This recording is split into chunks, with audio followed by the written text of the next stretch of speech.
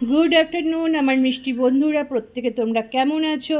আবার একটা ঝকঝকে তকতকে নতুন সকালে তোমাদের কাছে কিন্তু তোমাদের মিষ্টি দিদি হাজির। দেখতে পাচ্ছ আজকে কিন্তু একটা শাক নিয়ে এসেছি। কী শাক বলো তো? এগুলো শাক বলা ভুল হবে, এগুলো হচ্ছে পলতা পাতা। পলতা পাতা মানে হচ্ছে পটলের যে পাতাগুলো, এগুলো কিন্তু হালকা মাইল্ড তেতো হয়।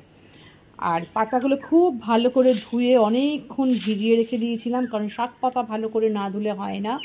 বানাবো হচ্ছে আজকে একটা টেস্টি টেস্টি বড়া। পলতা পাতার বড়া খেলে কিন্তু খুব উপকার। জ্বর যদি কারো হয়, মুখে রুচি ফেরে, বা মুখের তোমার যদি এমনি তো তেতো তো হালকা, যার ফলে কিন্তু অনেকের উপকারিতা আছে। পলতা পাতা বেটেও তার রস খায়। আর বড়াটা বানাতে কী কী দিয়েছি দেখো, এখানে চালের গুঁড়ো নিয়েছি, এটা একটু ঝালের জন্য লঙ্কার গুঁড়ো, কালো জিরে, হলুদ, এটা হচ্ছে চিনি আর নুন। এবার এই পাতাগুলোকে একটু আমি হাতেই কুচিয়ে নেব, নিয়ে এবার এটাকে ভালো করে মাখবো। কোনো জল কিন্তু দেবো না, এই মাখতে মাখতে মশটাতে কিন্তু এটা মন্ড হয়ে যাবে। চলো তাহলে পাতাগুলোকে কেটে নিই আগে। পাতাগুলো দেখো ছোট ছোট করে কিন্তু আমি হাতেই ছিঁড়ে নিয়েছি, কোনো বটি লাগে না এগুলো করতেই। দেখো এরকম হাত দিয়ে দিয়ে কিন্তু ছেঁড়া হয়ে যায়। তো এগুলোকে এবার এর সঙ্গে দিয়ে দেবো।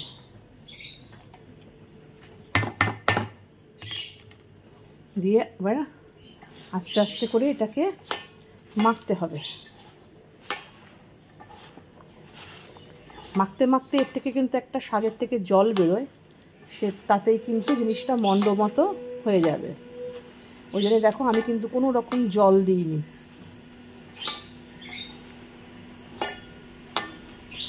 চিনিটা গলবে, চিনি আছে, এতে নুন আছে। প্রত্যেকটা জিনিস কিন্তু আস্তে আস্তে এরকম করে মাখতে থাকবে, মাখতে মাখতে কিন্তু দেখবে নরম হয়ে যাবে।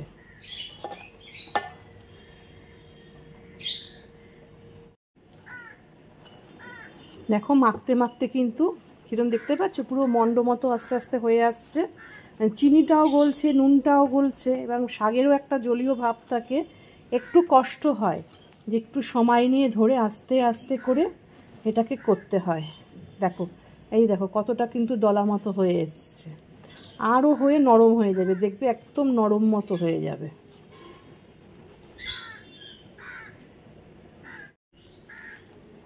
দেখো আমার কিন্তু একদম, আমি এরকম হাত দিয়ে দিয়ে ঠুসে ঠুসে একদম পাতাগুলোকে এর সঙ্গে করে দিচ্ছে একদম। আমার কিন্তু প্রায় কমপ্লিট।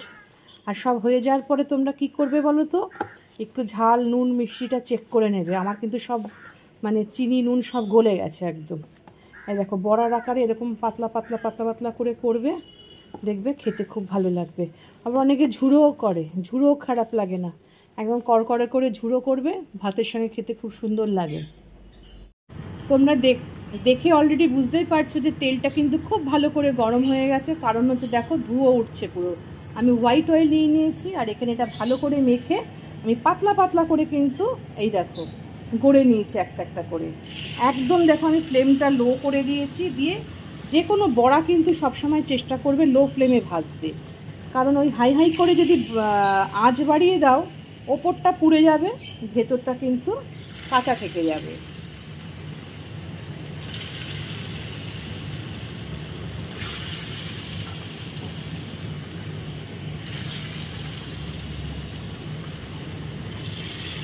গরম ডালের সঙ্গেও ভালো লাগে এই সমস্ত খেতে, বা এমনিও খেতে ভালো লাগে।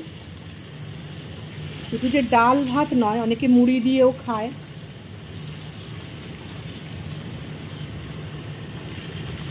আর এখানে আজকে দেখো, আজকে কিন্তু কি বলো তো, আজকে অন্য কোনো আইটেম করিনি, সব সবজি দিয়েছি এর মধ্যে। পেঁপে, পটল, বিনস, আলু, মিষ্টি কুমড়ো দিয়ে, গোবিন্দভোগ চাল দিয়ে আজকে একদম এই ভাতটা করছি। আমাদের দাদাও নেই, ছেলেও নেই, এই ভাতটা করবো, মাখন বা ঘি দিয়ে খেয়ে নেব, আর তার সঙ্গে বড়া ভাজা।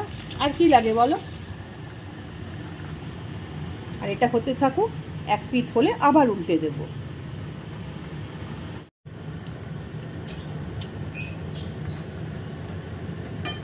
আমি আবার কি জানো তো, খুন্তি ইউজ করি না এরকম বড়া ঠড়াতে, একদম স্পেসিফিকভাবে না চামচ দিয়ে উল্টাবে, তাহলে স্পেসিফিকভাবে একদম বড়াগুলো উল্টানো যায়। খুন্তি হলে কি হয়, খুন্তিটা একটু চওড়া হয়, তখন আমার অসুবিধা হয়, হয়তো অনেকে করে।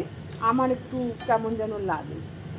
আমি দেখো আমি একদম একটা একটা করে সুন্দর করে, কোনোটা ভাঙবেও না কিছুই না, সুন্দরভাবে। আর জেনারেলি ফ্রাইং প্যানেই আমি চেষ্টা করি বড়া ঠড়া করতে, একটু ছড়ানো জায়গায় করলে হয় কি সুবিধা হয়।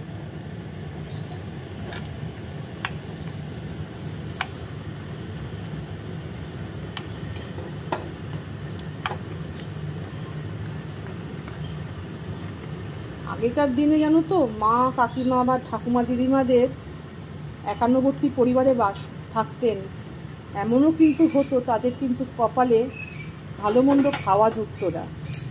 সব পুরুষ মানুষদের বাড়ির লোকেদের দেওয়ার পরে নিজেদের আর কিছু থাকতো না থালার মধ্যে। তখন তারা এই আলুর খোসা বাটা, পটলের খোসা বাটা, এই বড়া ওই বড়া সেই বড়া দিয়েই কিন্তু পেটটা ভরাতো। তো সেই প্রাচীনকাল থেকে কিন্তু, যার জন্য হয়তো তারা নিজেদের খাদ্যটাকে একটু মুখরোচক করে নিত এইরকম জিনিস দিয়েই, যাতে তারা তাদের ক্ষুধা নিবারণটা করতে পারতো। দেখো সেটা থেকে কিন্তু আজকে একটা মুখরোচক জিনিস হয়ে গেল। তার সঙ্গে কিন্তু বড়া ভাজতে ভাজতে আমার ভাতও কমপ্লিট হয়ে গেছে। গোবিন্দভোগ চাল তো প্রায় হয়েই এসছে, আর একটু করলেই হয়ে যাবে। একটু মাখো মাখো মতো হবে ভাতটা। এর ওপরে ভাতটা যখন হয়ে যাবে, জাস্ট ওপরে 3টে লঙ্কা দিয়ে রেখে দেবো। এটা কাঁচা লঙ্কা কিন্তু পেকে গেছে, কিছু করার নেই আমার। ভাতের উপর দিয়ে দেবো, বেশ নরম হয়ে যাবে, সেদ্ধ সেদ্ধ টাইপের। ওটা দিয়ে মেখে খাবে মাখন বা ঘি দিয়ে, হেভি লাগবে। আর দেখো আমার পাখির চিৎকার শোনো, আমি কথা বলছি ও কথা বলতে দেবে না। আমার ফুল কমপ্লিট হয়ে গেছে কিন্তু বড়াগুলো একদম মচমচে হয়েছে, জানো তো। তোমাদেরকে তো দেখাতে পারছি না জিনিসটা যে কতটা মচমচে হয়েছে। একদম সুন্দর মচমচে, একদম কড়কড়ে হয়েছে। আর এইসব বড়া একটু কড়কড়ে না হলে খেতেও ভালো লাগে না। তো একটু নামিয়ে নিই আমি এখান থেকে, তারপর তোমাদের কাছে আবার ফিরে আসছি আমি। দেখো বলো কতক্ষণ আর লাগলো, বেশিক্ষণ লেগেছে বলো? জাস্ট ওটা একটু ধুয়ে ধুয়ে পরিষ্কার করে একটু মাখামাখি করতে যেটুকু সময় লাগে, নইলে কিন্তু বেশিক্ষণ সময় বড়া করতে লাগে না, তেলটা যদি ভালোভাবে গরম হয়ে যায়। দেখো আমি কিন্তু ফ্রাইং প্যান থেকে তুলে নিয়েছি পলতা পাতার বড়া বা পটল পাতার বড়া। একদম মচমচে, একদম ক্রিস্পি ক্রিস্পি হয়েছে কিন্তু খেতে, জানো তো। আর কি বলো তো, তো তোমাদের যদি কারো এরকম বড়া খেতে ভালো লাগে তাহলে অবশ্যই অবশ্যই বানিয়ে নিও। কারা কারা আমার মতো এরকম পলতা পাতার বড়া খেতে ভালোবাসো বলো। মায়ের কাছে শুনেছি ছোটোবেলাতে যে জ্বর হলে শিউলি ফুল পাতার বড়া, ফুল যে হয় তার পাতার বড়া, বা পলতা পাতার বড়া, উচ্ছে পাতার বড়া, এগুলো খাওয়া নাকি খুবই ভালো বা রুচি আসে। তো এগুলো দিয়ে নাকি শুক্তোতেও দেয়, যে পলতা পাতার যে ডাঁটাগুলো আছে ওগুলো দিয়ে নাকি শুক্তোও করে। যাই হোক, তোমাদেরকে তো দেখালাম কিভাবে পলতা পাতার বড়া করলাম। তোমাদের যদি ভালো লেগে থাকে অবশ্যই অবশ্যই আমার মিষ্টি বন্ধুরা আমার পাশে থেকে আমাকে লাইক শেয়ার কমেন্ট করো, প্লিজ প্লিজ প্লিজ। ফুল ভিডিওটা ওয়াচ করো, মাঝপথে চলে যেও না কোথাও, চলে গেলেও ফিরে এসে দেখো। আর যারা আমার নতুন বন্ধু হতে চাও তারা অবশ্যই পাশে থাকা বেল আইকনটা প্রেস করে অবশ্যই অল বাটনটা প্রেস করে দিও। আর কি বলো তো, তোমরা এই প্রচণ্ড গরম পড়েছে, একটু আধটু বৃষ্টি হচ্ছে সব জায়গাতে, আমাদের এখানে যেমন গতকাল একটু বৃষ্টি হয়েছে, যাই হোক তাও গরমের মাত্রা কোনো কম নেই। তো সব কিছু মাথায় রেখে তোমরা ভালো থেকো, সুস্থ থেকো, সাবধানে থেকো, নিরাপদে থেকো, এই বলে তোমাদের শুভকামনা করে আগামী দিনের জন্য অপেক্ষায় থেকো তোমরা। আমি আবার ফিরে আসব, ভগবান যদি, ঈশ্বর যদি মুখ তুলে চান, নিশ্চয়ই আমি আবার একটা সকালে তোমাদের কাছে ফিরে আসব। তাহলে আজকের মতো তোমাদের থেকে বিদায় নিচ্ছি, টাটা।